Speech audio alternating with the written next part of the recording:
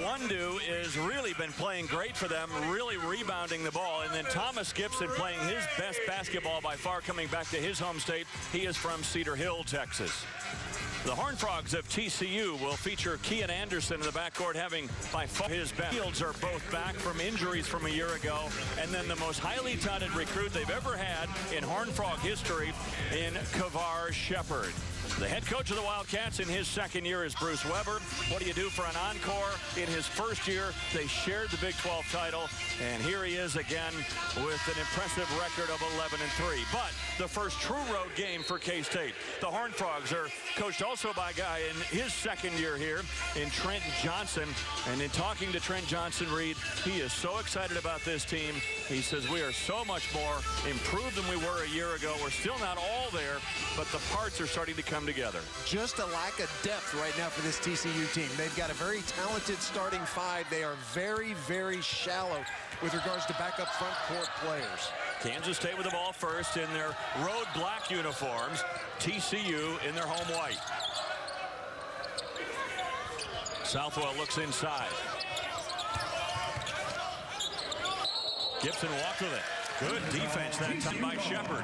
Kavar Shepard is an outstanding defensive player. His offensive game has not caught up with where he is defensively. He might be the key to this game. 6 foot 10 inches across the front court, 6'7" for Bruce Weber's Wildcats. So here's Kian Anderson, Reed, averaging 16 points a game.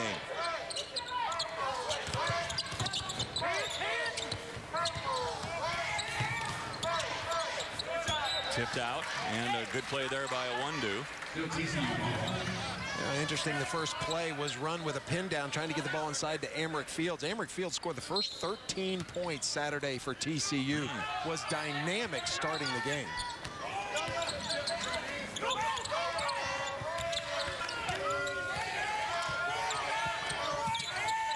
Tough shot, and that's an offensive charge on Amric Fields. Thomas Gibson doing a nice job establishing legal guarded position before Amric Fields started his upward motion. That is a good call.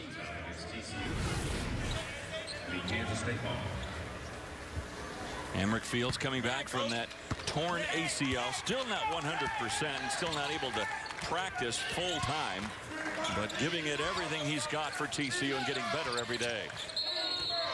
And now an illegal screen set down in the paint, and the foul is on Marcus Foster. That's his second. You talked about Amric Fields in that ACL reconstruction. He broke his hand earlier this year against Harvard, played the rest of the game, had a double-double, but he has only played 8 of the 13 games for TCU. He's missed 7 games because of either the hand or the knee. And a whistle, and that's closely guarded, the new rule there, as Will Spradling with a hand check on Kian Anderson. It's going to be a tough matchup for Will Spradling. If he's going to push out on Kian Anderson that far out on the floor, well, that is advantage Anderson.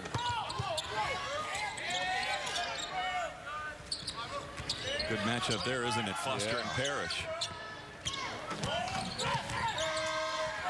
Good defense. That's what the Wildcats hang their hat on. Ray pulls up for a 3. That was halfway down and back out again. One and done as Gibson clears the glass.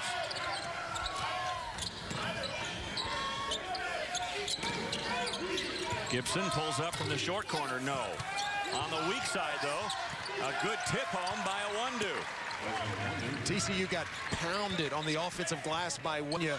Kansas State comes into this game the best offensive rebounding team in the Big 12. You know, when you look at their percentages, they are last in scoring, last in field goal shooting, last in three-point shooting, but they do well and they win games because of their offensive rebounding and their excellent defense. Biggest statistical anomaly I've ever seen. The lowest scoring, worst shooting team, and other than Iowa State, maybe the hottest team in the Big 12.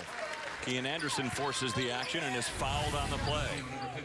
Well, here is Awundu getting the offensive glass, and you see Ray down there. He's watching the ball leave the shooter's hand instead of turning and looking for a black shirt to put his body on.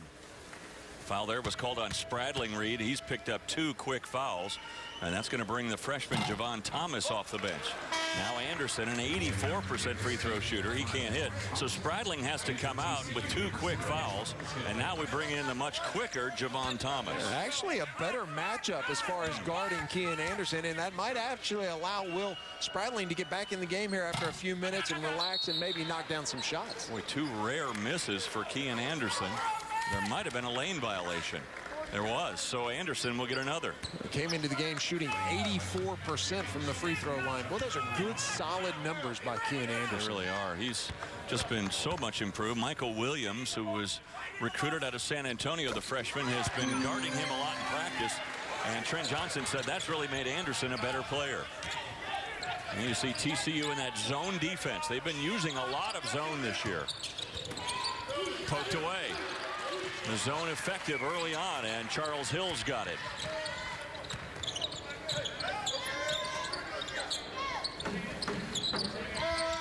Well, look at the pressure, how far out on the floor. We saw Spradling struggling with keeping Anderson in front of him. Not so much for Javon Thomas. Fields trying to shove Southwell up the paint, and Southwell caught holding on, so that's a foul on Shane Southwell. Well, that's a good call. Shane Southwell was riding him up on the high hip, but had that left arm wrapped around Amrick Fields' back. That's 4 team fouls already now on the Wildcats.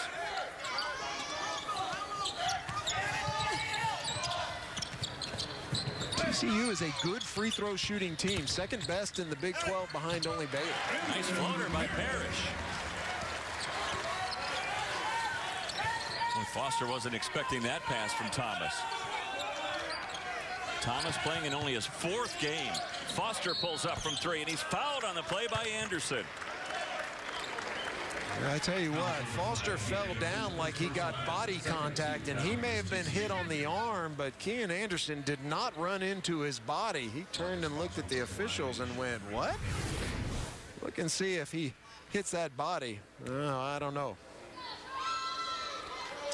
If this was the NBA, he may be getting a letter from the commissioner tomorrow morning. There's free throw number 1 for Foster, who's coming off that game where he scored 17 against the Cowboys, along with 8 rebounds. And that's one of the things for the Wildcats, Reed. They're rebounding so much better. They out-rebounded their last 10 opponents, and no surprise, they've won 9 of those games. Nowhere are they more dangerous on the boards than down there on the offensive end. They just go after it, and from a lot of different positions. But tell you what, it is amazing how well Marcus Foster rebounds at 6 foot 2 inches. He looks bigger than that to me. Right. I look at him and I think, oh, that kid's like 6'4", 200 pounds. Yeah, he is, well, he is just one of those freshmen that you look at and you go, man, oh man, he has really got a great body, great attitude, and Bruce Weber really loves his maturity. But how about Parrish coming in, hitting a couple of floaters? Well, he ran along a staggered screen on the baseline. You've got to respect him and trail him, because if you go over the top, he's going to flare, and such a good shooter. That was a nice cut by Brandon Parrish. Well, the zone defense is troubling the Wildcats. That's 2 turnovers in a row now on 2 straight possessions. TCU is so long on that back line. Bruce Weber knows that his guys have got to attack gaps and get that zone to pinch and collapse and then expand. Is it tougher for the Wildcats, Reed, because they don't shoot the 3 very well against a zone? Absolutely. That zone is tight now, and it is going to continue to get tighter and tighter until someone for K-State knocks down some shots. Ooh, nice move there by Fields. Step back. Let me tell you, if you have not seen this kid play, he is legit. The last 2 games averaging 20 points and 9 rebounds. Another turnover for the Wildcats.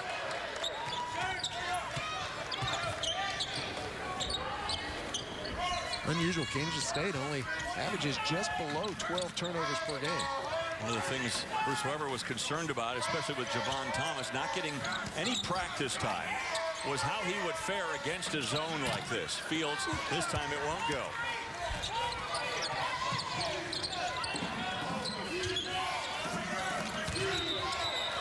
And another travel, making 6 turnovers for the Wildcats.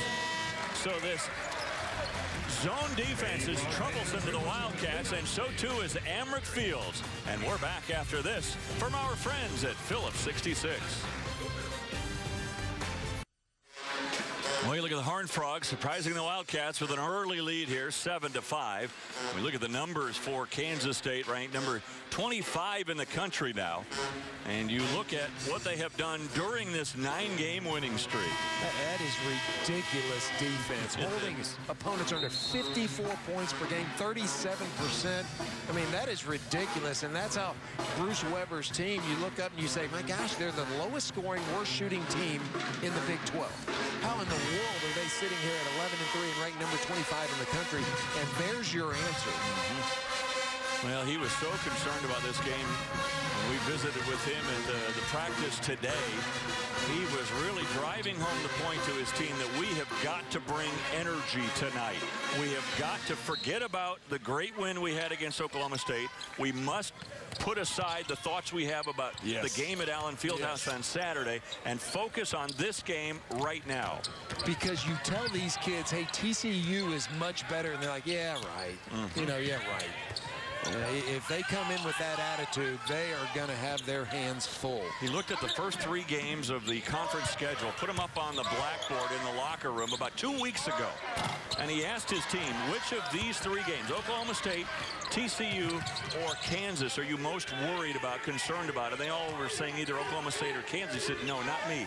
TCU, because that's the one I'm worried about you mentally. Yep, I agree. Here's Gibson. Boy, that strong body of Gibson just shoving Shepard away. Well, Shepard got up on that high shoulder like he had help coming from the baseline and opened up his body and just gave him the drop step. And wonder if that wasn't a defensive breakdown, that there wasn't help supposed to be coming.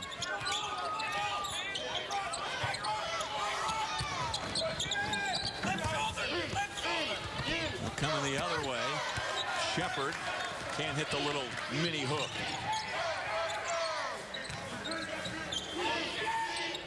TCU out of that 2-3 zone in a man-to-man. And then a foul on Shepard. Watch the defense on Thomas Gibson. Watch him get up. Look how he's on that high foot and just opened up his body, opened up his shoulders.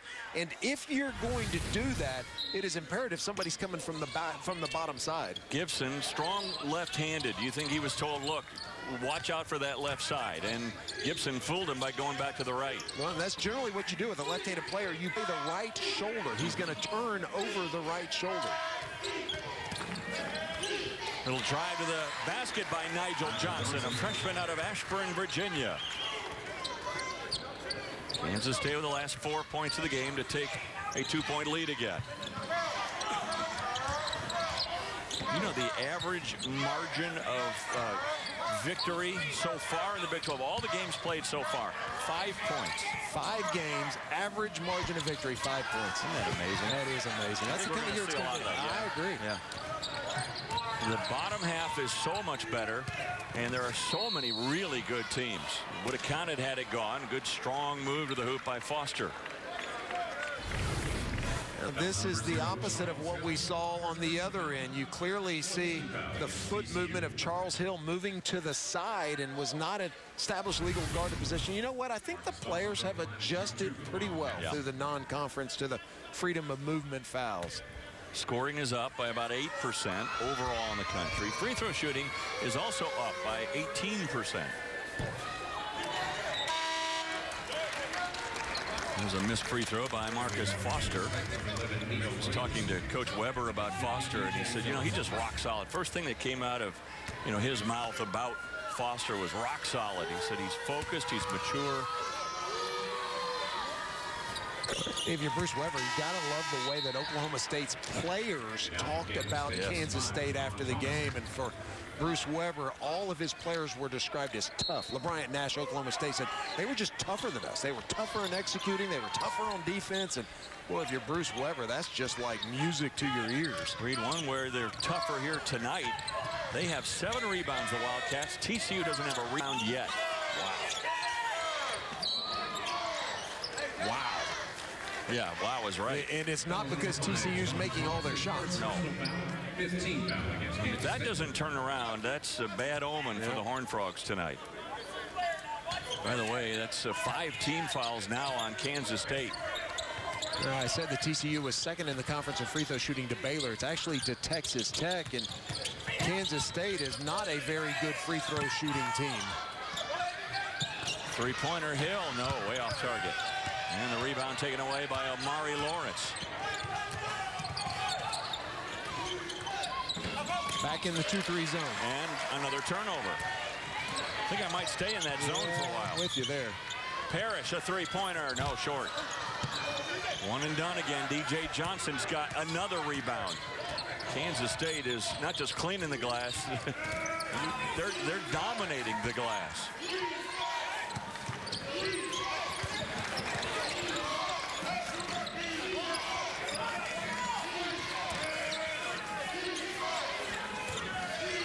Well, that zone's getting tighter and tighter. Three-point shot, not nearly good enough, and Jarvis Ray's got the rebound. Trent Johnson's furious. Shepard got hit across the face with an elbow and no call. Wraparound pass. Parrish couldn't quite find the handle. And then a turnover by Parrish. And maybe a little too much passing.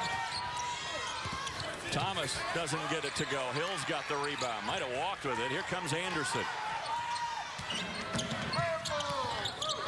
Parrish a three. And that won't go. So the Horned Frogs cold from the outside, still a three-point game. Well, I saw something I did not like from Brandon Parrish. He's got a beautiful shot.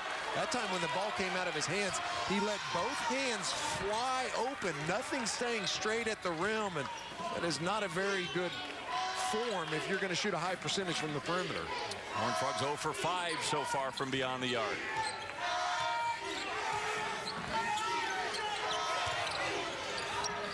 This zone is really bothering the Wildcats, though. A three-pointer goes for Javon Thomas. First three-pointer he's made in his Wildcat career. Remember, he just started practicing right after Christmas. Had only attempted 4 three-point field goals coming into this game. And I'll say this. I think it's one of those things the NCAA really needs to look at. I just really think it's wrong when you try to welcome in a kid and put your arms around him and then say, basically, you're not allowed to be a part of the team. I think a kid like that needs structure. Allow him to come in and practice. Allow him to be a part of the team. Is that an offensive charge? It is. He lowered his shoulder, Amari Lawrence. So you look at Kansas State and Javon Thomas pulling up for his first three to give the Wildcats their biggest lead of the game. Fort Worth. We were talking about Javon Thomas. Here's a kid who went to about 4 different high schools. He's a good kid. He has a 3.0 grade point average. But he was a kid who came to Kansas State, was not eligible. K-State has no issue with that. But the issue I have is, why not allow him to come in and practice with the team, be with the team, have the structure of the team, let the coaches be around him on a daily basis. I just think you leave a kid out there in the hinterlands and you're asking for trouble. I think the NCAA really needs to look at this to help welcome these kids in. He did a great job in his first semester in Manhattan, and you got to give that kid all the credit in the world. Absolutely. I mean, without having clearance, you can't practice. And so the point you're making is, what increases the young man's likelihood of success? Increasing the time with the coaches or restricting it, in fact, forbidding having any contact at all? To me, that is ludicrous that Bruce Weber and the rest of the coaches on that staff did not have the last 6 months of mentoring and coaching and discipline. And the fact that this young man is in the kind of shape he is, physically, basketball-wise, and academically, is an enormous testimony to that kid. Yeah, you got to give him all the credit in the world. Hats off to him. Well, you saw the foul inside, and now you look at TCU. They're not rebounding. They're not shooting good from the free throw line. 2 misses here for Emmerich Fields.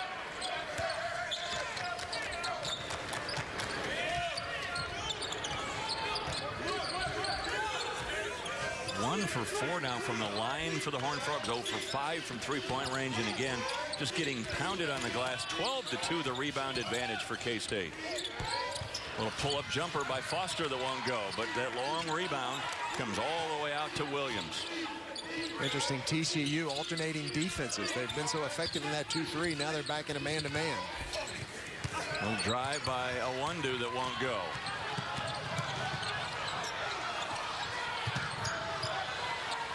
That'll be over and back. Oh, no. foul called instead on Nigel Johnson. Well, that was a terrific trap over there on the sideline. 2 players for Kansas State, but it's really a 3-man trap because you've got the sideline right there, and that is a 3-man trap. And boy, the last thing you want to do if you're Michael Williams is dribble into that and then pick up your dribbles. I got bailed out by the foul there. So now 1-and-1 opportunity for Brandon Parrish. Parrish is 72% free throw shooter, Brandon Parrish. And he won't get the bonus. 1 for 5 now for the Horned Frogs from the line. 10 minutes of 1-and-1. That's an opportunity to make up for some cold shooting, but you got to find somebody that can knock down a free throw. Surprising, too, because TCU, as a team, 73% from the free throw line this year. Johnson, no. Long rebound, though, Southwell.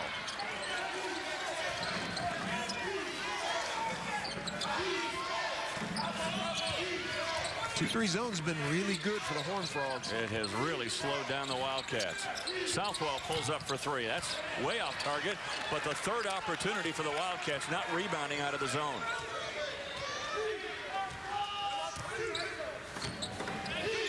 (15-3) now, the rebound edge. 15-3.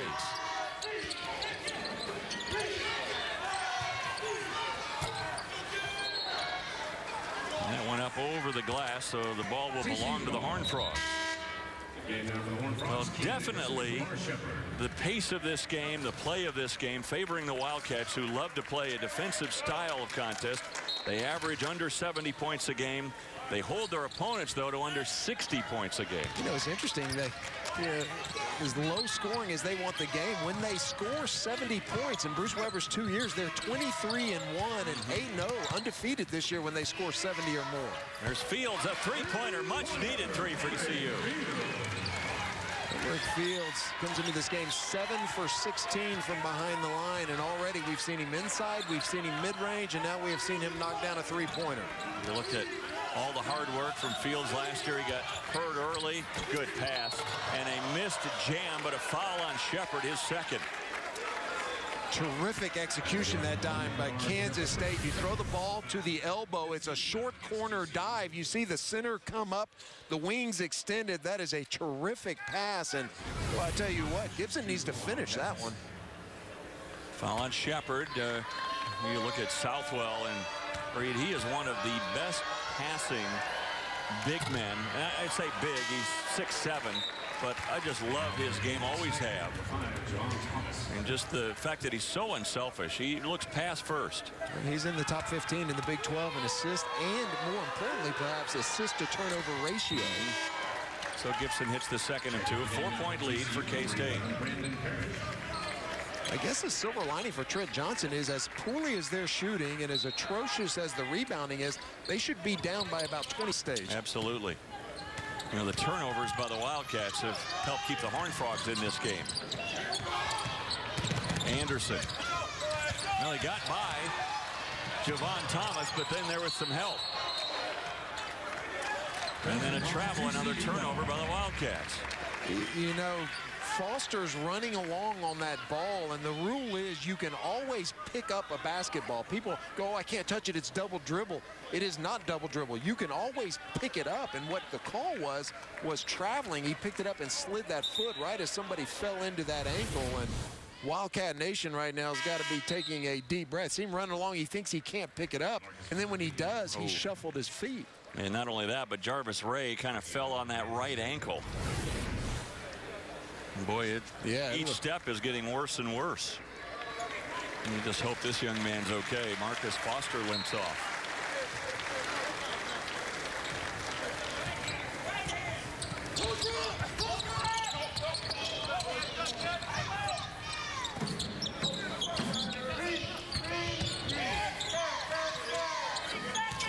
A lot of movement right now for TCU. A 3-out, 2-in offense, and not much movement.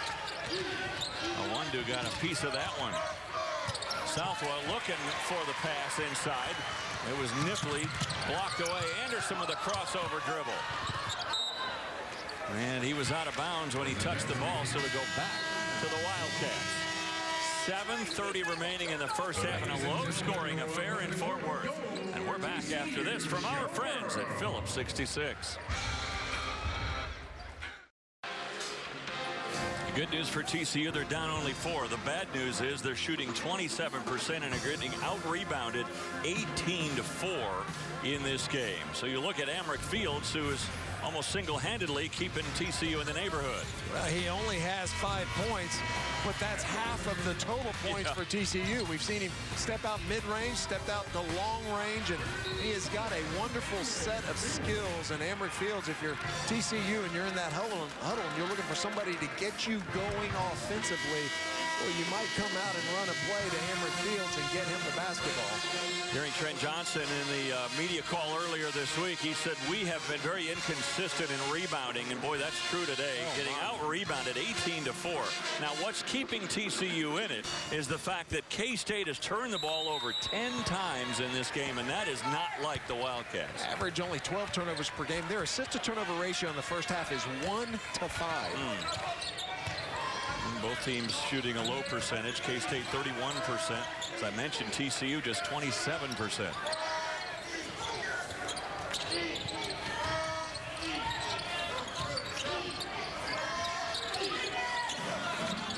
Well, if I'm TCU, I step back, and I dare somebody to make 3 or 4 jump shots. A good penetration that time by Javon Thomas.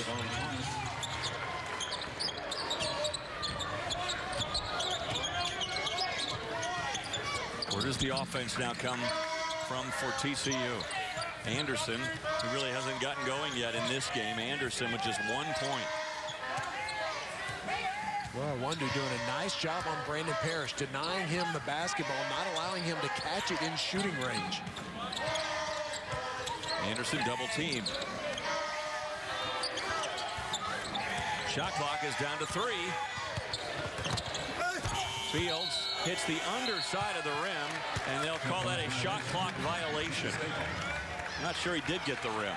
No, he hit the bottom of the backboard. Let me tell you something. That was outstanding defense.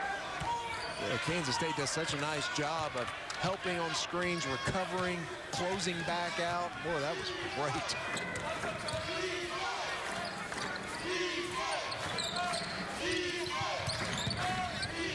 Wildcats swing the ball, and that creates an opening.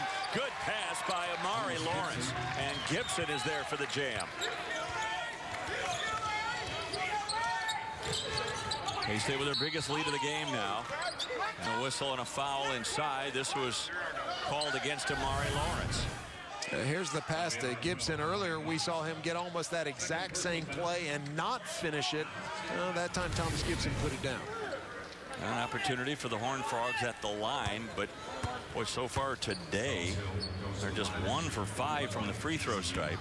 I mean, come on. How are you shooting 27% from the field, 14% from the three-point line, and 20%, below 20% from the free throw line, get out-rebounded by 14, and you're only down 4 field goals.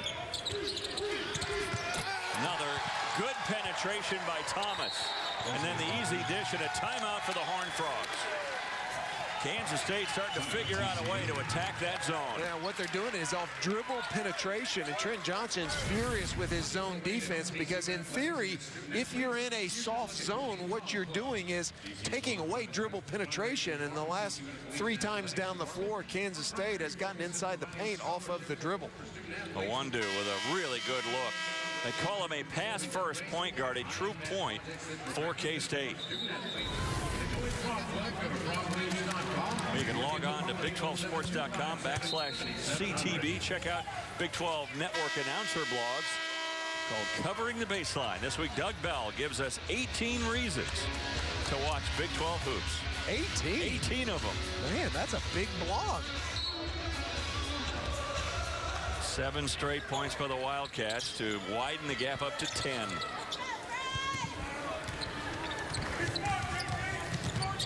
I think last year in Doug Bell's top 18, you were in the top 10. Well, I won't make the list this year. I hope not. You got voted off the island? Yeah.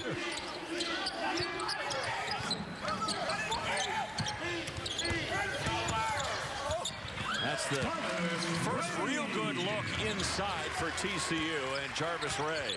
Well, that was set up by Brandon Parrish running a very nice curl cut and dragged the defensive player off of Jarvis Ray.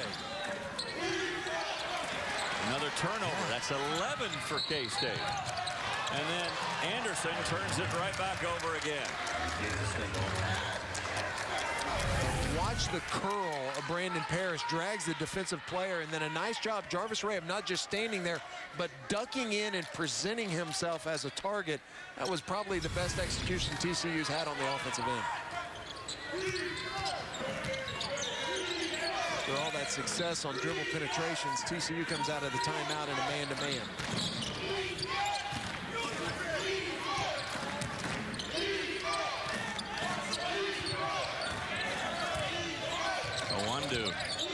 Looking over the field. Southwell, well, he fumbled the pass, Gibson, but still had plenty of time to make the basket. Thomas Gibson looked up at Shane Southwell and rolled his eyes like, who is she? I don't know how I caught that. The ball went right through the hands of a TCU defender.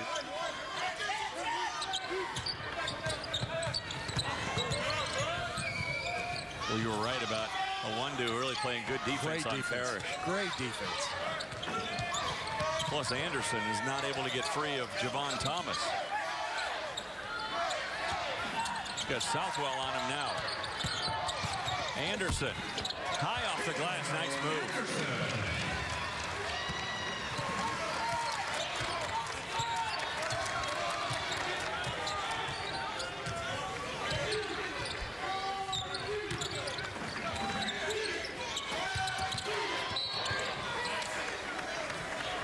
Fields comes in a little bit late. Again, Kansas State is really taking it strong to the basket right now. And the beneficiary of all this is Thomas Gibson inside. An 8-point lead for the Wildcats.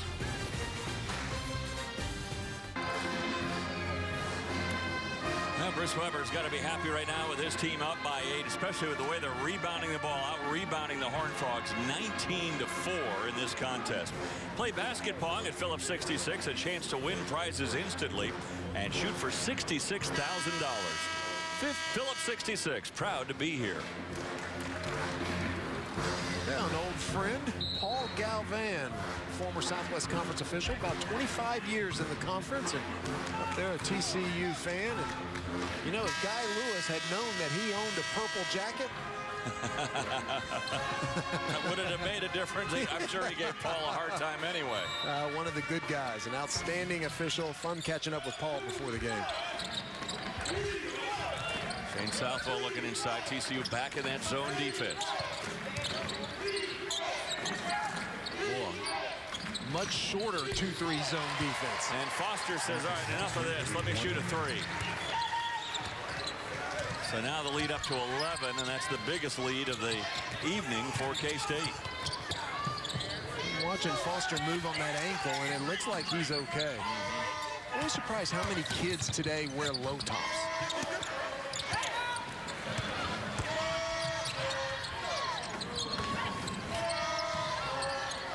Awundu saved that one.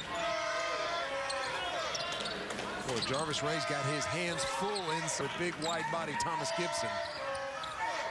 Hudson Price has checked in for TCU as well. There's Gibson again.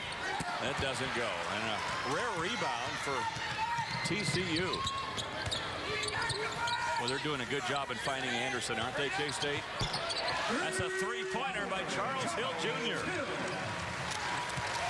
Just the second 3-point field goal of the first half for TCU. Now 2 for 8 from behind the line.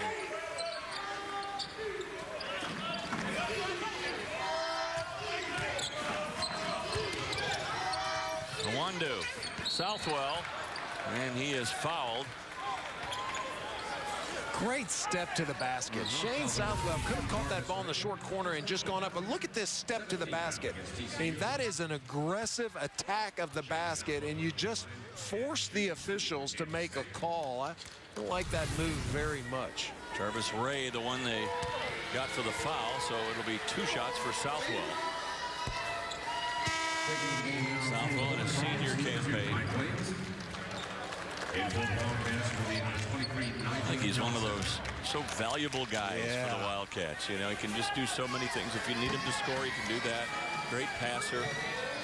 Good rebounder. Good defender. Good defender. Leads the team in assists and block shots. Second in rebounding.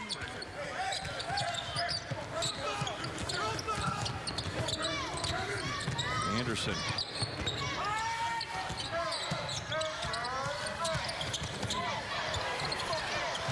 Boy, misses the layup. And again, one and done as Kansas State clears things. Ooh, that's double dribble. Southwell, fake one way, finds Gibson, who is fouled by Jarvis Ray. I mean this in the most positive sense. Javon Thomas is a pest. I mean, he gets up under you, and he's irritating, and he pressures you, and he's quick, and he's poking at the ball, and, well, he changes the tempo of this game when he checks in. He was saying that he tried to stay in shape during that time when he wasn't able to practice with a team, and he was running and on the bike and doing all kinds of exercises.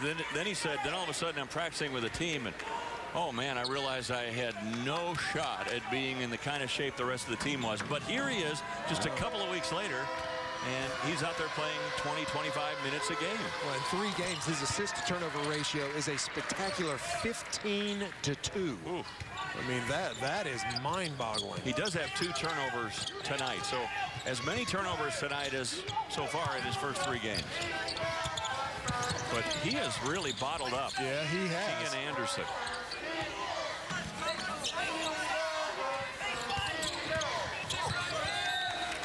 And a turnover. A lot of one-on-one play for the Horned Frogs right now. Without much success. I mean, Amrick Fields, we saw him make a couple of nice moves, get the ball and square up, create separation. But other than that, you know, I think Keegan Anderson has made some moves, but Amrick Fields sitting over there on that bench. And some foul trouble starting to hurt the Horned Frogs. Both Fields and Shepard with 2 fouls each. Also 2 fouls on Jarvis Ray, and boy, they're finding the holes inside now, the Wildcats, and the lead is up to 14. Well, Jarvis Ray cannot defend Thomas Gibson inside. You've got to fall down in his lap, because if you extend out on the perimeter, Thomas Gibson's going to kill you. Hudson Price, Mark Price's son.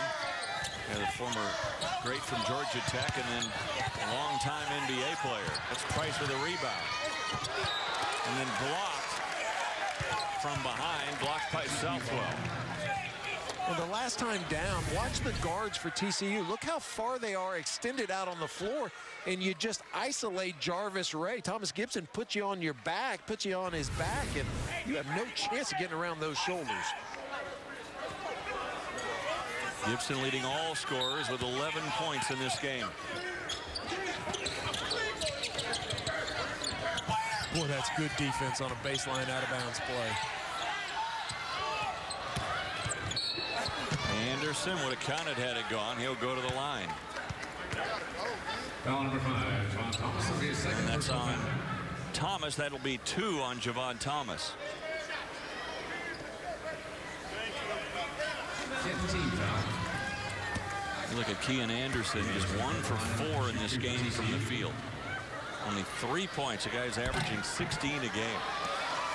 Prior to the West Virginia game on Saturday, he had 3 consecutive games over 20 points. Had 27, 25, 21. Only had 14 against West Virginia. Got in some foul trouble, fouled out of the game.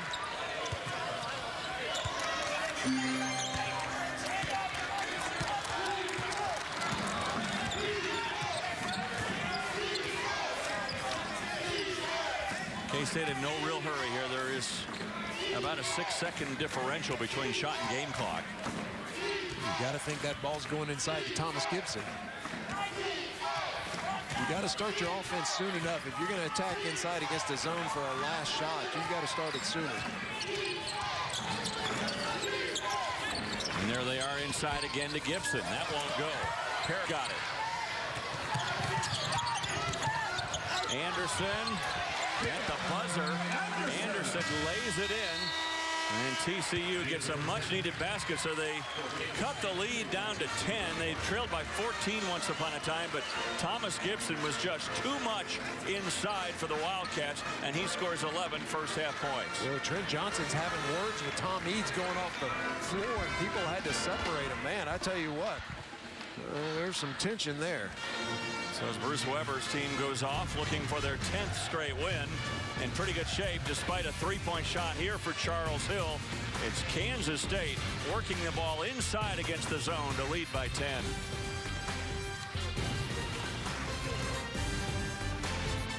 And brought to you by Shelter Insurance. You talked about it. Thomas Gibson was a man in the first half. Had 11 points, 4 rebounds, but all of his baskets were tough, physical, strong, attacking the basket type of goals. And I tell you what, he was the difference, especially late in the first half for TCU. They could not make a shot, and then late, Emmerich Fields knocks down the first three-pointer of the game and one more, but TCU shooting poor from the floor, from behind the line, from behind the free throw line, and just struggling to make shots. So let's check out the numbers from the first half, brought to you by Papa John's. Now the rebounds just jump out at you. And the turnovers, while 11 turnovers is a lot for Kansas State in the first half, they had 10 in about the first 5 minutes of the first half, so they settled down a little bit, but no, TCU just can't make a shot. And they can't rebound, so if they don't start doing one of those two things pretty well, Kansas State is going to have their 10th straight victory. The Wildcats leading the Horned Frogs at the half. We'll have second half action in just a moment.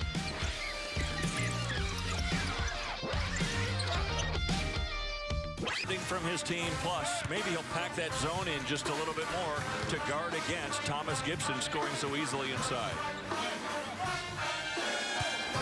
Would you concur? Oh, yeah. I mean, Emmerich Fields had 2 fouls, and Kavar Shepard had 2 fouls. And so while they were at the finishing the first half, they were very small across that front line this half. And, you know, if you're Trent Johnson, you can be positive about this. You can just say, we can't play any worse than we just played. And, guys, look at the clock. I mean, the scoreboard, we're absolutely within striking distance. Well, let's check out the game up in Ames, Iowa at Hilton Coliseum. The magic continues for Iowa State as they beat up on the Bears 87-72. DeAndre Kane finishes with 30 points, 8 rebounds, 9 assists, almost a triple-double. And at least 5 steals. That's what he had with some minutes to go. Man. That is a monster game by DeAndre Kane. And by the way, the Cyclones are now 14-0 on the year. One of those unbeaten teams in the country, one of only 6. Maybe the most difficult team in the country to match up with. Yeah. Because 1 through 8 can shoot the ball. And they're just as dangerous behind the three-point line with Hogue and Edgum and Niang as they are with Kane and the other backcourt players. And Breed, because of their depth in shooting, their spacing is probably better than anybody else. Well, you just pick your poison. All right, it's Texas Christian here with the ball first. TCU's got it. And they need to cut into that 10-point lead. It was a 14-point lead at one point for K-State. Another isolation play. Shepard turned down a close-range opportunity. And now a whistle and a foul on Gibson. Emmerich Fields is frustrated right now. I don't know what happened on that play, but after the whistle was called, he looked over at Trent Johnson and rolled his eyes as if to say, you know, we're not on the same page right now.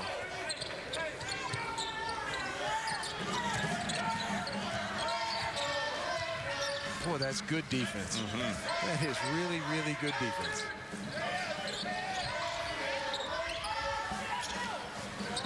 Shepard looking inside. There's Fields. Good move. Emmerich Fields, you just wonder when he gets to be 100%, how good is he going to be? He's pretty good right now. See if that zone doesn't get a little bit tighter, especially up top.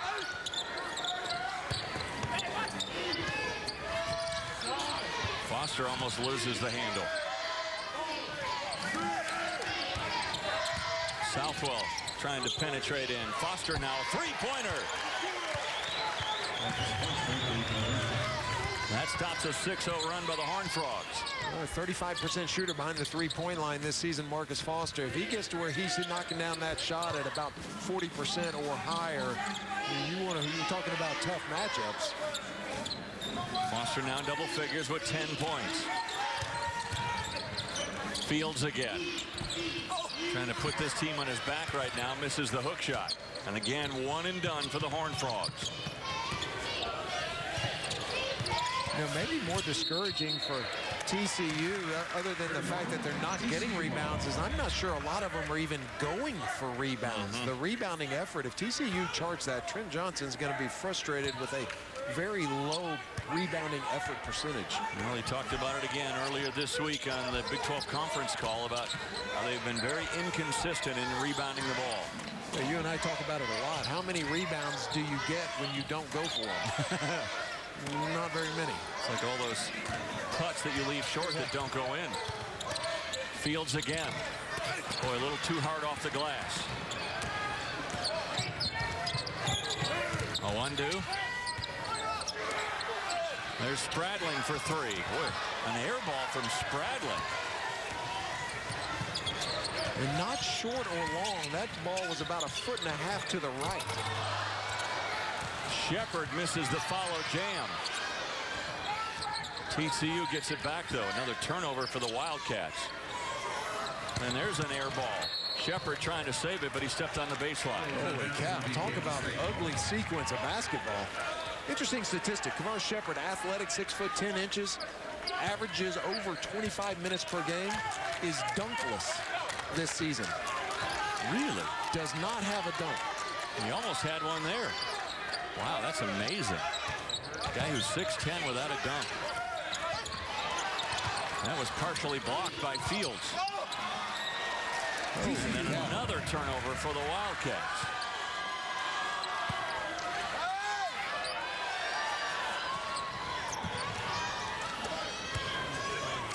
Well, TCU almost fell asleep on an inbounds play. They had no one to throw the ball to.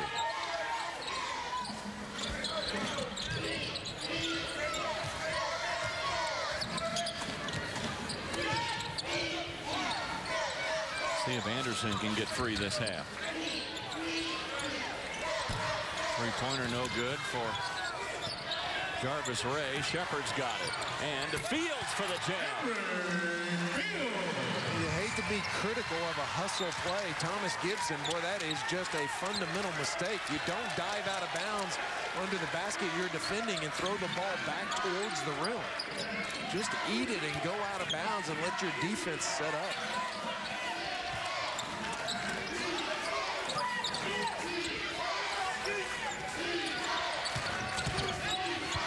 Foster, good pass. There's Gibson again. That was a terrific pass by Marcus Foster. Every time Kansas State has success attacking the 2-3 zone, it's usually as the result of a dribble penetration. Good pass. Saw Jarvis Ray get loose, and that's back-to-back assists by Kavar Shepard.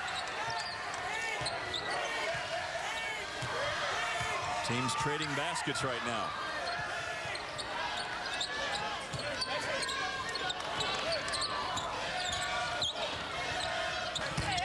Foster pulls up in the lane. No.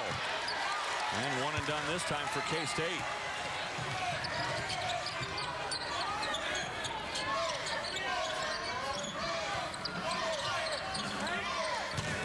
Shepard, spin move in the lane. Nice little left-handed hook.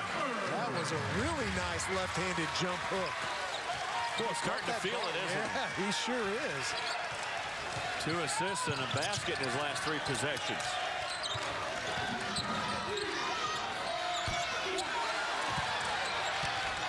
No one there but white shirts. Anderson surveilling the field.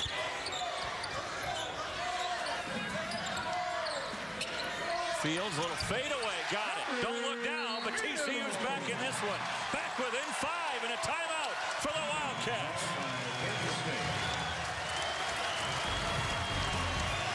So Kavar Shepard stepping up big for the Horned Frogs. And we're back after this from our friends at Phillips 66.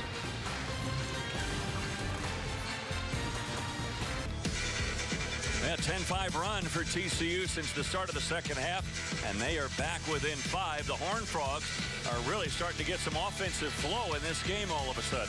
Well, they've started being more aggressive down on the front lines, particularly Emmerich Fields and Kavar Shepard, and they've gotten the ball inside, and a nice pass inside to Ray from Shepard, but they're attacking the paint.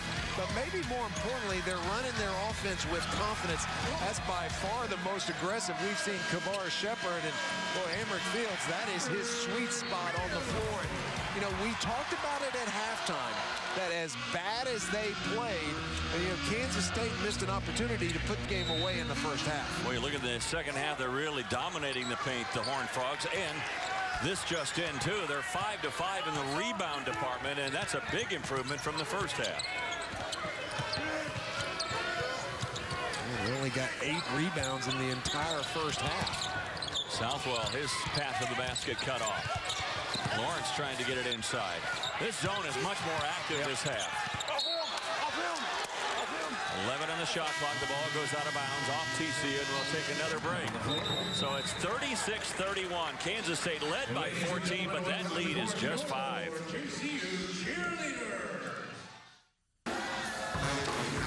So here we are, 36-31 with 14:18 remaining. Baseball basketball being presented by Phillips 66, and would remind you to play basket pong at Phillips 66 and a chance to win prizes instantly and shoot for $66,000.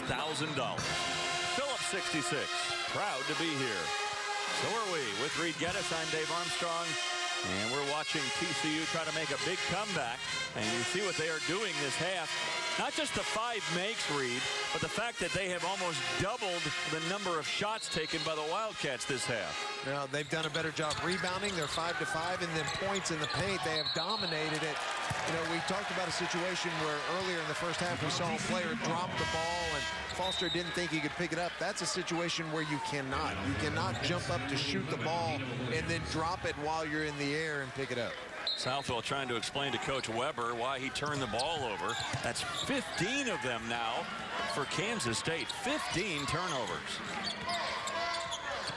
It could be part of what Coach Weber was afraid of in terms of mentally, are they in this game here tonight?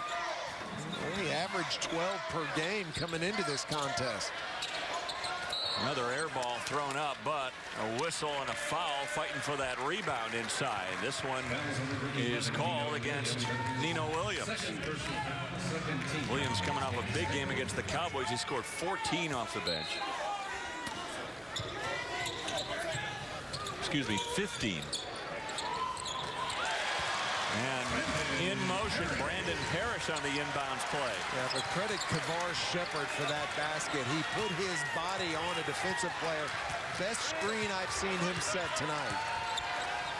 The lead down to 3.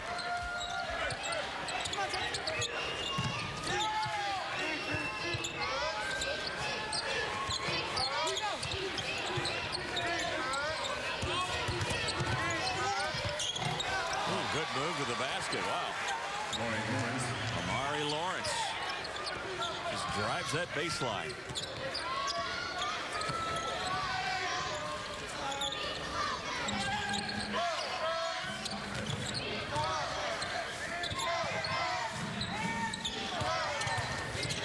Parrish has it blocked.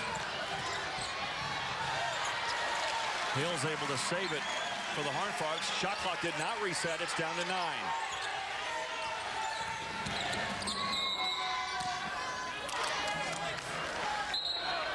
And this is an offensive foul against Kean Anderson. Oh, my. Trent Johnson cannot believe this call. Oh, my. Javon Thomas had an arm bar on him. I thought they were calling a freedom of movement foul. And take a look at it again. Watch that right arm and see if he shoves off.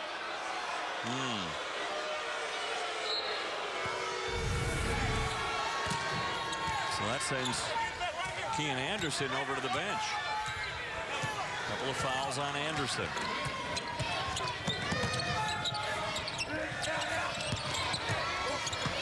Good slip of the screen by Nino Williams, but he doesn't get the basket. And again, the Horned Frogs, I guarantee you, Trey Johnson talked to them about their rebounding in the locker room, and they're doing a much better job on the glass this half. Emmerich Fields did not have any rebounds in the first half. Trey Johnson's watching his big fella block out, put his body on people, and do a much better job on the glass here to start the second half.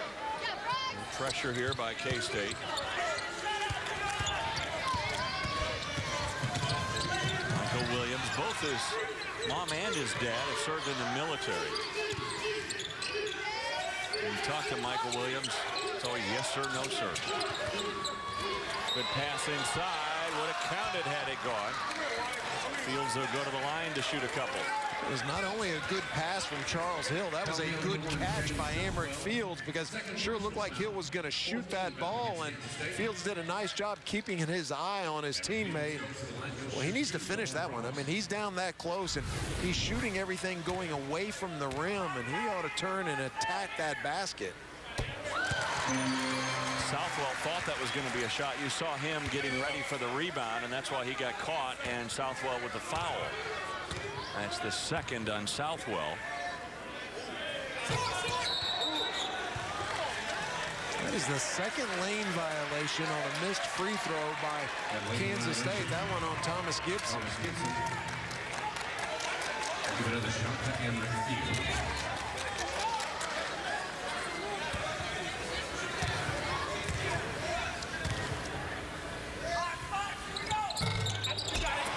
Couldn't take advantage of it.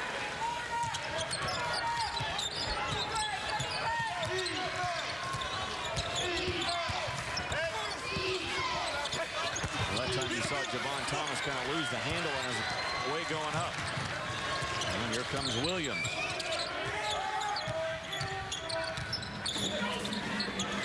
Fields a three-pointer. Oh boy, that was ugly. That missed by 5 feet. Spradlin turned down a three. Good move off the glass again by Lawrence. You know, we were talking about Emmerich Fields not finishing, going to the basket. That time, Amari Lawrence stepped through 3 Horned Frogs to get to the backboard.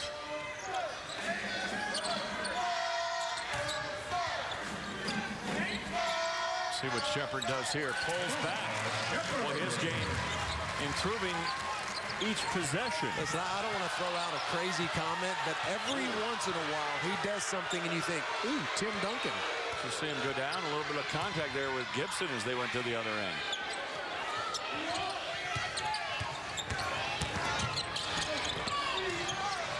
Southwell three, rattles it home.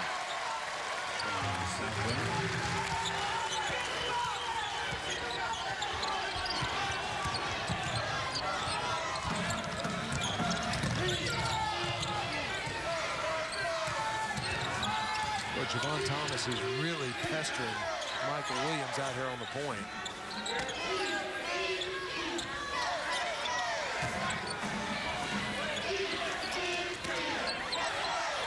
Shot clock at 5.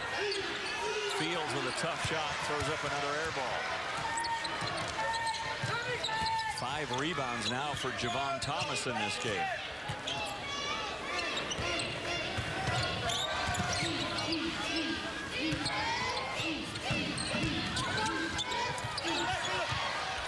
Gibson loses the handle. Yet another turnover for the Wildcats.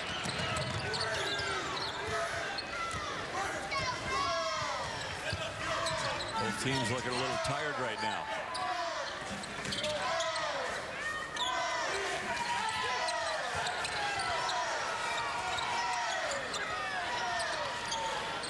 Three-pointer off, no good. But a good set for TCU that time. They ran all the way through their play, all the options, got a good clean look at the basket. And a whistle and a timeout. I think Coach Weber saw what we were seeing is they've kind of getting a little bit tired going up and down with no whistle. And so he'll take a timeout here to give his team a little bit of a breather. An interesting adjustment in the second half I didn't anticipate by TCU. They did such a nice job in their 2-3 zone in the first half. Come out of the locker room, they're playing man-to-man and doing a nice job. And that may be the explanation for why they're doing a better job on the boards. If you're playing man-to-man, you know who you're responsible to box out, to seal, to put your body in between them. And Certainly TCU doing a much better job here in the second half. Well, they are. They got the lead down to 3. Kansas State has expanded again to where it is now. It's 7, 43-36 our score.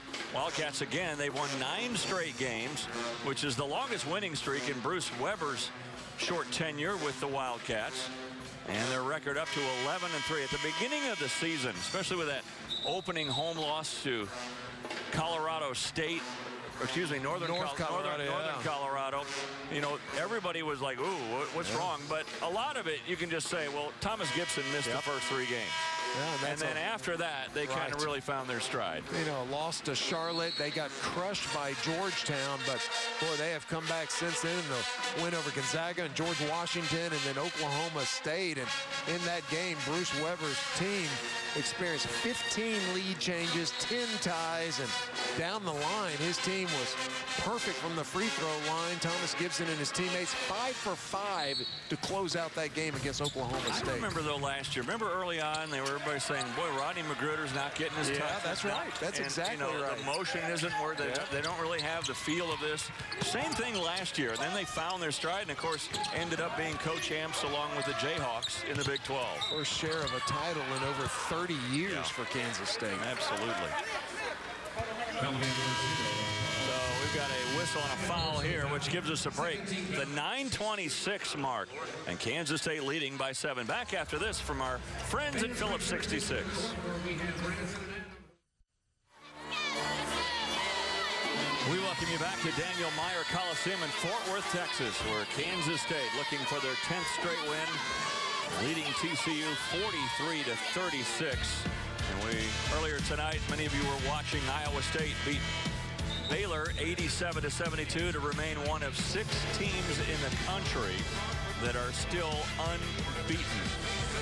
Ohio State is playing tonight, so we'll see if that holds true. But you look at the state of Kansas, and Wichita State ranked number 6, Kansas ranked number 18, and Kansas State ranked number 25. So 3 teams from the Sunflower State all in the top 25. Well, that game, that Wisconsin game against Iowa, and Fran McCaffrey ended up getting a suspension as a result of getting ejected in that game. When you look at Javon Thomas playing in only his 4th game, he is our Motel 6th man of the game, although here he misses 2 free throws. He has not yet hit a free throw this year. He is 0 for 8 now.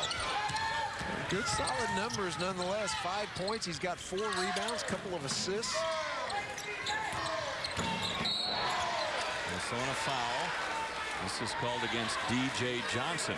That will be on number 50, DJ Johnson. Tell you what, Kavar Shepard is posting up like he wants the ball. Ever since he hit that drop step spinning left-handed jump hook, he's been much more assertive and demanding a ball.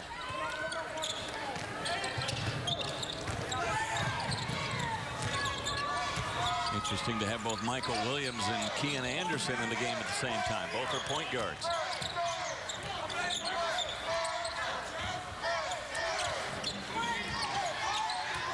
Much smaller lineup with the exception of Kavar Shepard. Well, they are trying to get that ball inside. 4 shot that time, though, by Charles Hill.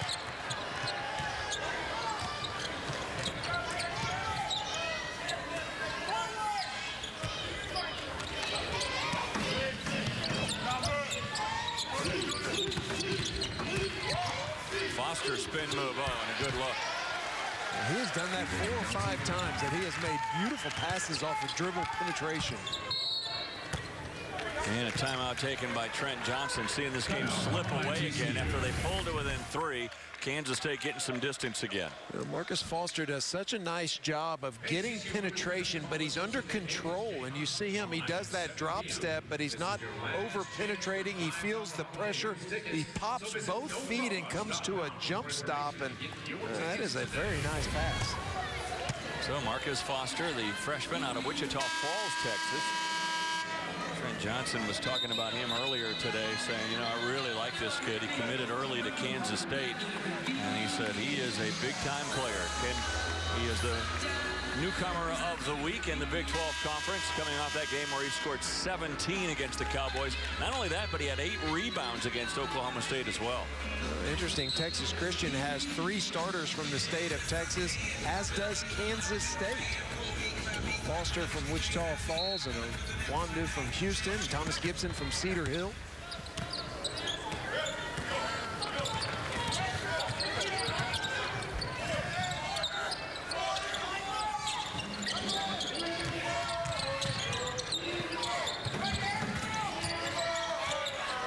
Johnson really defended Kavar Shepard well. Went out, denied a reverse pass, and then denied the cutback as well. And then a turnover by Jarvis Ray, basically just handed it to Kansas State.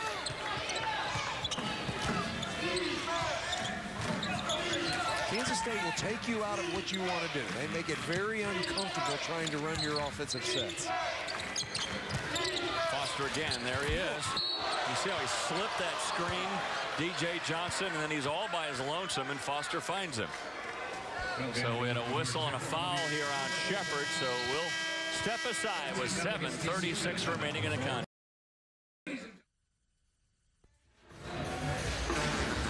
Well, it's Kansas State leading at 45-36. The Wildcats are looking for their 10th straight victory and trying to go to 2-0 in the Big 12. Tonight's game brought to you by Puerto Rico Tourism Company. Live your own star vacation story. Puerto Rico, the all-star island. Visit cpuertorico.com. With Reed Geddes, I'm Dave Armstrong. We're watching Kansas State and Texas Christian both struggle to find their offensive groove tonight. In fact, these two teams have combined for 1 basket in the last 3 minutes of the game. Ooh, my. You know, Kansas State, during their 9-game winning streak, they've been holding opponents under 54 points per game and just 37% shooting from the floor. And that is right where TCU is now, shooting 36% for the game. DJ Johnson, not a good free throw shooter, just 46% on the year.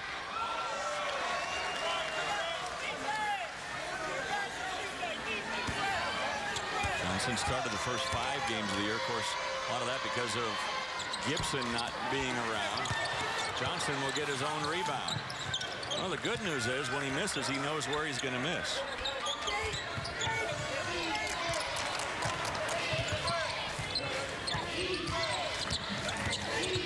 Here's Will Spradlin. Southwell, no. Let's see if TCU tries to go back and get some points in the paint by running their sets other than just a 4-out, 1-in where you're standing there trying to slam the ball inside. Get some side-to-side movements and screens down there for the big guys. Good news for TCU is it's not like Kidd is just running away and hiding in this game. They're staying right in there. TCU just struggling so much shooting the basketball. 2 for 13 from behind the line. And from the free throw line, Kavar Shepard and his teammates just 4 for 10 in this game. DJ Johnson will hold the foul. He'll go out. Thomas Gibson will check back in. Only, though, 2 fouls on Johnson this half, but only 3 on the team for Kansas State this half.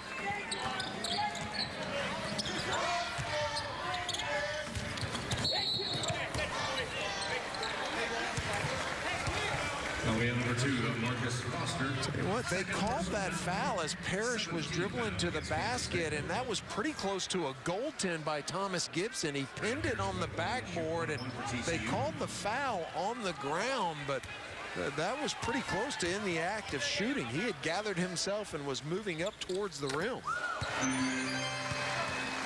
So the new rule is you can take the ball to the backboard and pin it, but if the ball has already touched the backboard and any part of it is above the rim, any part of it, that is a goaltend this year.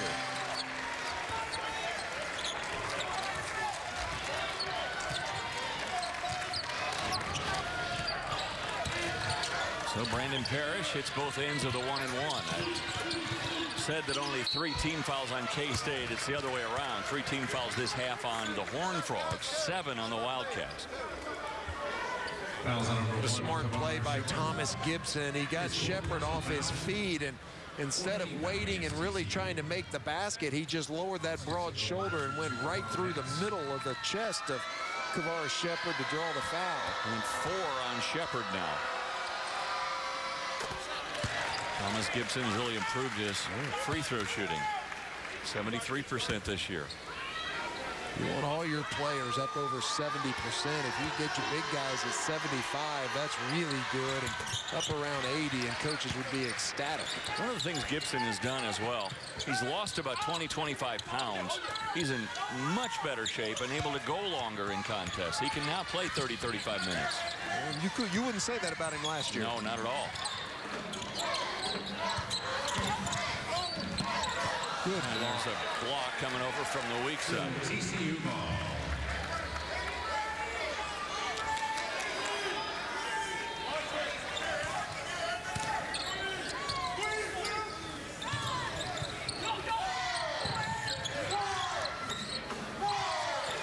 Kansas State has done an outstanding job defending Brandon Parrish. He has had very few clean looks at the basket. And same can be said about Anderson, who finally gets one to go. But they're hanging around. I mean, TCU staying in this game.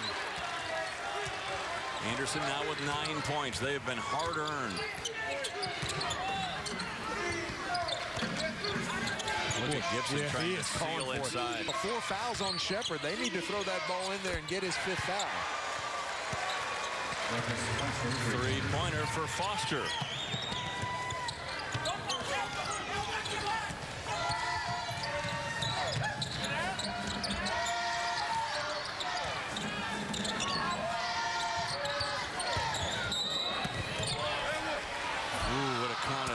TCU needed that one, and a foul inside. Much better play by Emory Fields attacking the basket. Here's Marcus Foster coming off that screen. You see a little bit of confusion on the help on the ball screen, whether the defender was going to go underneath or over the top, and kind of had 2 TCU players running into each other. The last play was much better by Emory Fields. Instead of settling for going away from the rim, he went to the rim, and as a result, he's standing on the free throw line. Emory Fields has spent so much time last year after games working on his conditioning, coming off that knee surgery. And now here he is playing in his junior campaign, this junior out of Oklahoma City.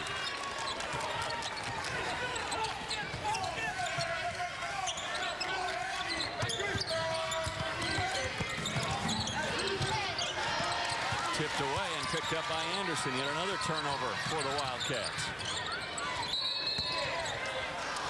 Yeah, that's a good call. He absolutely carried it. He came across with his left hand, hesitated, put that hand underneath it, and brought it over the top. And Trent Johnson frustrated, but that was the right call. So the turnovers, that's the 9th for TCU, 17 on the Wildcats.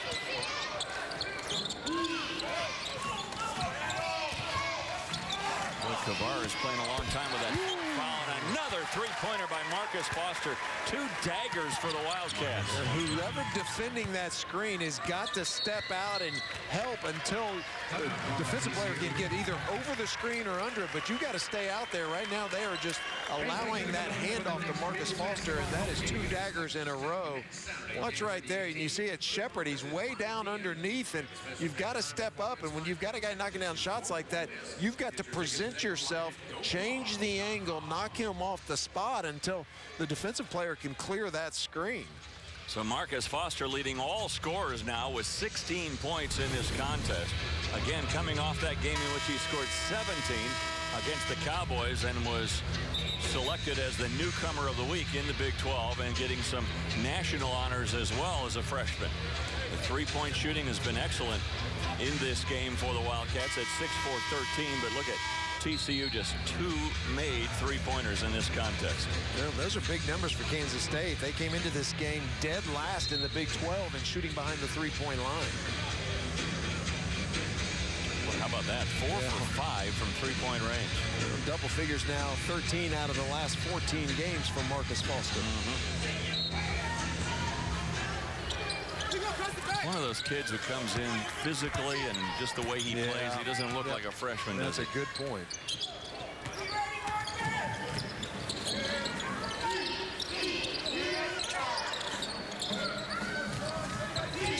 Kansas State's done such a nice job of denying ball reversal up point. Shepherd flashes high, and they get out there and deny that pass, and really breaks down the rhythm of TCU's offense. Oh, good dish inside, and Jarvis Ray misses the jam.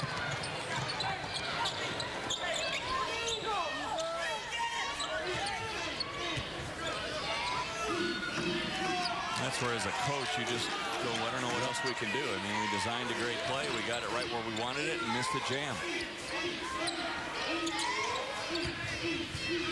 Yeah, much better job by Kavar Shepherd that time of stepping out on Foster. And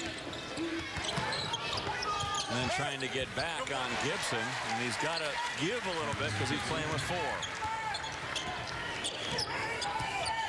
And now 17 for Thomas Gibson.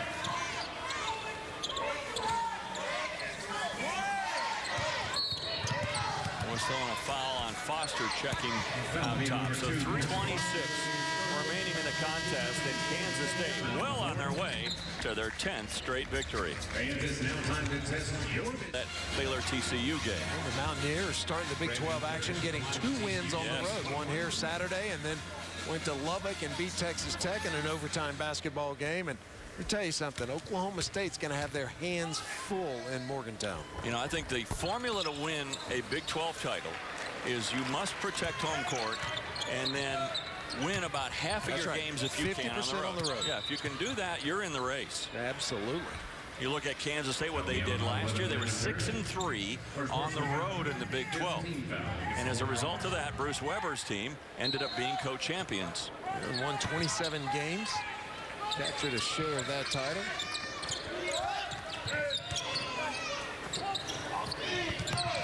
It's an easy formula to articulate. Good dish inside, and there is Thomas Gibson with 2 more. He now has a career high, or excuse me, a season high in points, as he now has 19 in this game. His previous high this season, 18. His career high, 23 against North Florida. Marcus Foster has dominated this basketball game the last 8 minutes. Yes, he has.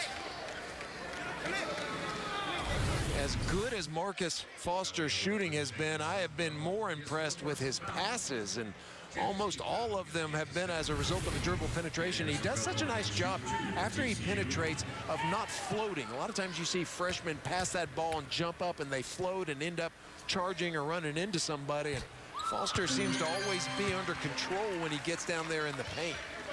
Ian Anderson goes into double figures with 10 points tonight. I think one of the keys to this game for the Wildcats was the defense that Javon Thomas played on Anderson. No question. You know, for TCU, you can do a lot of analyzing, but the bottom line is you're not going to win a basketball game at home when you shoot 36%. Trent Johnson's team shooting only 15% from behind the three-point line, 2 for 13. And then, you know, maybe as ugly as the three-point shooting, the free throw shooting has been bad the entire game. And you can do a lot of Xing and Oing, but if you can't make shots. There's Foster again. Finding Southwell. That extra pass around to Spradling. In no real hurry here with a big lead. Spradling will find Foster, another 3. Well, that was halfway down, but Gibson gets the offensive rebound. Fresh 35, Spradling sprawls out, and he'll go to line. Personal foul. 17 foul. Spradling, his offensive numbers down this year. His shooting percentage, only 32% from three-point range, only 33% from the field, and only 65% from the line. I think a lot of it is because when you had your point guard from a year ago transfer unexpectedly, all of a sudden Spradling is thrown into a new role, adjusting to all that, making sure all of his teammates were set up and ready to go in his senior campaign, and I think it affected his shooting. But now that Javon Thomas is here, I think it's going to help Will Spradling as much as anybody on this team. Well, you know, you talk about his numbers being down, and yet his minutes per game are way up, and it shows the importance of Will Spradling to this basketball team and the success for Bruce Weber. He's averaging 30 minutes per game. That is a big number. his minutes per game may go down, but I think his production will go up. I agree. Javon Thomas has earned playing time, and would not be surprised to see situations where Bruce Weber goes with 3 guards. Boy, Anderson missing more free throws in this game than perhaps he has all season long. Anderson just never seemed to have been in sync in this game. Last year in the top 10 in 6 different statistical categories for Kean Anderson. 12 points for Anderson here tonight.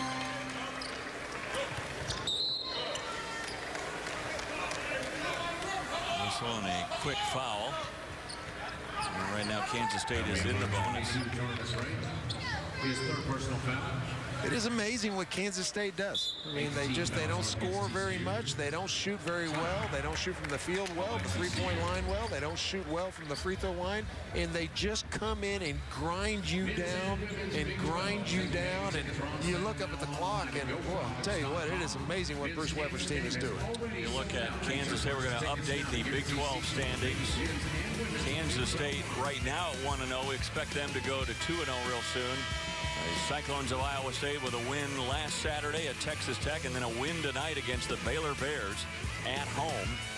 West Virginia also 2-0. We expect again Kansas State to join that duo at 2-0 in the conference. And again, coming up next for the Wildcats, a big game at Allen Fieldhouse on Saturday afternoon. Before Kansas gets to that game, they have to play Oklahoma and Norman tomorrow. And you look at the RPI, and of course the Big 12 has the #1 RPI rated conference in the country. Kansas with the #2 RPI, Iowa State 3, and there's Kansas State at 56 and climbing. With each consecutive win that the Wildcats pick up, that RPI continues to go up and up and up. 5 ranked teams tied with the Big 10. Average margin of victory prior to this game in the 5 conference games is just 5 points. Tonight, kind of 2 rare games. Bit. Yeah, 15 here and 15 also in Ames tonight. I don't think I've ever seen a guy bring the ball up while he's biting his jersey. Not sure what that's all about. Jarvis Ray gets an easy 2. Guess it keeps you from jabbering at the officials. Anderson pokes it out of bounds. Anderson will come out. Emrick Fields is coming out of this game because Trent Johnson is going to watch his big fella very closely. His conditioning's not back 100%, and the last thing in the world you want is for Emrick Fields, because he's tired in a game in which you're out of it, to suffer some sort of injury. Yeah, he was telling us earlier today that, he really wants to protect Emrick Fields, sometimes from himself, because he wants to play 40 minutes a game, but he said, I just can't do that to the kid. He's got a lot of basketball ahead of him. And that's not because Emrick Fields is more important or he likes Emrick Fields more than the other guys. It's just a nod to the fact that he's sitting over there with a knee brace after an ACL injury. He's got his wrist taped after breaking his hand. He's got jammed fingers. He's got splint on, and that's the right move by Trent Johnson. Foul there is on Hudson Price. That'll send Southwell to the line.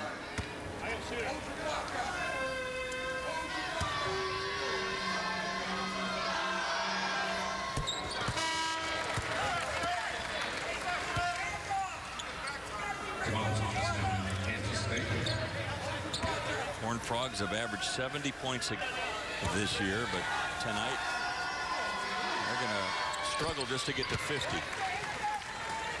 Let's say hello to Kansas State basketball. You bet. Having opponents during this 9-game winning streak down below 60 points per game, just 54 points per game in the last 9. Another rebound for Thomas Gibson. What a solid game for Gibson. 19 points, 8 rebounds.